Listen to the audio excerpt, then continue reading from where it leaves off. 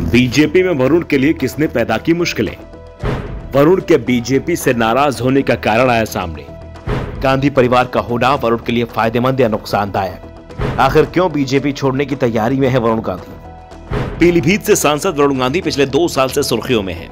वरुण लगातार अपनी पार्टी के खिलाफ मोर्चा खोले हुए हैं। प्रदेश की योगी सरकार हो या फिर केंद्र की मोदी सरकार, वरुण लगातार उनकी नीतियों के खिलाफ मुखर होकर बोल रहे हैं। वरुण के बयान बीजेपी के लिए मुसीबत बन रहे हैं। पार्टी के किसी भी निर्देश का उन पर असर नहीं दिख रहा है। बीजेपी के किसी बैठक में वो शामिल नहीं हो रहे हैं और अब तो उन्हें बुलाया भी नहीं जा रहा है।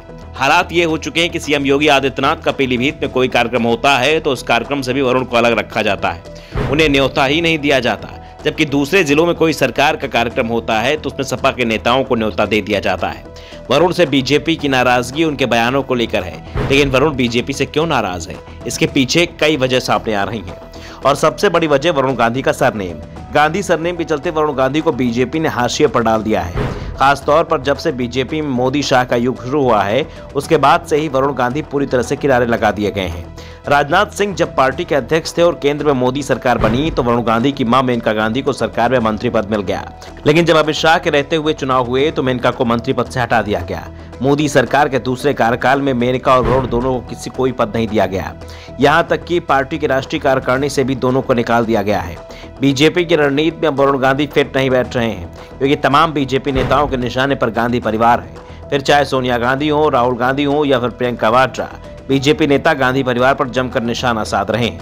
ऐसे में अगर वरुण गांधी को सिर्फ गांधी फैमिली का होने की वजह से आगे बढ़ाया जाता है तो सवाल खड़े हो सकते हैं कि जिस गांधी परिवार पर पार्टी निशाना साधती है उसी को आगे क्यों बढ़ा रही है।